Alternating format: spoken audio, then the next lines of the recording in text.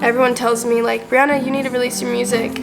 I have been afraid to release my own music, like my music, for years because I am scared of my own songs, because I think they make me look like a bad person, and I think they'll get me into trouble. I'm gonna see miracles. I'm gonna see miracles. I think I'd rather be lonely with my dignity. I'd rather be weak than hold on to what's holding me down.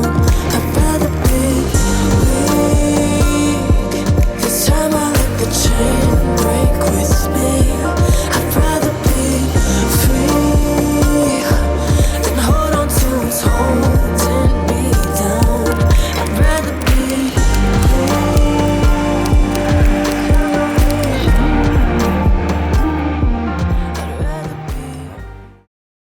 I'm back. What's up, guys? My name is Brianna Swan, and I'm here to share with you the story behind Weak. Honestly, I wasn't planning on making an EP or honestly being here at all. I've gone through a year and a half of grieving. It sucked. It's really odd because you think grieving is for when somebody dies and a person dies and is in the ground and leaves. And in therapy, I had to learn that I was mourning and I was grieving for not just a person who wasn't dead, but a life that was now dead.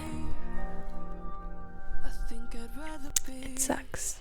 But the really cool thing is that I kept creating art. The craziest part about this song is that I didn't want to release it. It was never written to be released. I went to go work on my song NYC. Then I took it to the Lord and I said, God, I haven't even asked for your blessing, and I haven't asked if this is what you want me to do. The Lord was like, you should have asked, because I am going to tell you to do something different. And I was so mad. I wrestled with the Lord and I said, I would much rather do NYC. I don't have a desire to do this song called Weak. So I prayed and I told the Lord, switch my desires. If this is what you want for me and you want me to follow this other path, then switch my desires. And he did. And suddenly I just had these visions of the swan and Swan Lake and a black swan. I don't know what's happening right now. I'm supposed to go to Nashville on Monday to start recording NYC. And I'm editing NYC stuff. And suddenly I have this flash of an image in my head. This time I saw a black swan behind me. And I was like, that's new. I thought it was just because I'm edgy and my last name is Swan. No, it had very significant meaning. Black swan is a graceful reminder to move from any position where you feel powerless and at the mercy of external forces. Other examples are impossibility. Black swan events are characterized by their extreme rarity and severe impact. And then I saw this beautiful vision of a music video, which still has not been created and I hope to one day create. It was really obvious, but this swan theme that I was seeing was very clearly generational cycles and generational trauma that was being passed down. Ballet is one of the most brutal sports, but people watch it and they praise it as this performance that's so beautiful and elegant. I had this image of just these ballerinas performing on stage and everyone's applauding them. Look at these swans, they're so amazing. And then they go backstage and they take off their shoes and their feet are all mangled and jacked up and bloody, and a lot of them are struggling with like eating disorder. The icky, gross, like I could smell it. It smelled like grime and sweat and blood, and it was just like really gross. But you do all of that and then you go back on stage and you perform and people applaud you. And that was my life. I can't tell which lens this is. Hey, retry. Katie, what song are we shooting today? Weak. ASMR. Weak. The first time I understood the meaning of this song before I wrote it, my mom was telling me a story about a family member who was talking to her and saying, oh, you know, your daughter would never end up in a situation like this. She's so strong. She would never put up with... I mean, if you've listened to Hindsight, you know. But this was before the song was released, and so I just heard somebody bragging about how strong I was raised to be, and my heart sank because I knew that this person would be shocked if they realized I had been in those situations and put up with it. And I had to stop and wonder. I was like, why? I consider myself strong, And then the more that I thought about it, the more that I realized I was raised in a way that taught me being strong was tolerating a lot. And the problem with building a high pain tolerance is that you can't feel when you're being burned. I was feeling a little angry for being strong, and also angry for not being stronger. Like, why wasn't I strong enough to just leave?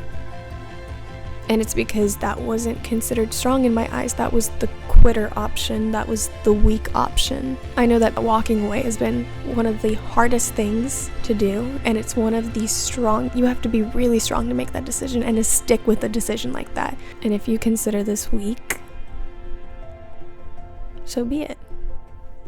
The concept just felt very flipped. So we're gonna shoot hers first, and then I'm gonna change after her. Oh, you look like an angel! Hey. I'm Quincy. Hello, Bianca. This is gorgeous. The entire point of the song is that this is my version of strong. Walking away from a situation that is physically, emotionally, mentally abusive. Like, walking away was the part where I was strong, not seeing how much I could take. My whole life, I have said that I come from a long line of strong women. And I still believe that. I look at the women in my family and I'm like, wow, these women are really strong. Like, I come from tough women. These women also tolerated a lot. And I don't want to repeat the cycle by trying to prove that I'm as strong as them.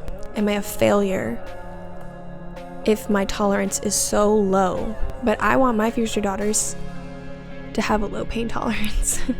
I want them to have endurance and strength and resilience for the things that matter, but not a high pain tolerance that allows them to be broken down.